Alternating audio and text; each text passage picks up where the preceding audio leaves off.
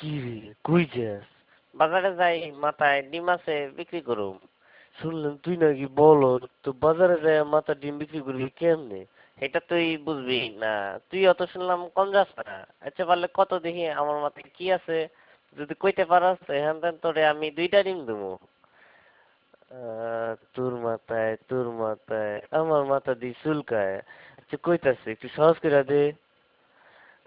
আমার মাথায় যা আছে এটার গায়ের রং সাদা, আর ভাঙলে কুসুম লাল হইতে পারে আবার হলুদ হইতে পারে, আর কম না, কইলে বুঝে নিবি। বুঝে গেছি, তোর মাথায় লেম্বু। তুই আসলে একটা বলদ। হয় নাই, আমার মাথায় ডিম। ইসিরে, এটা আমি সন্দেহ করছিলাম।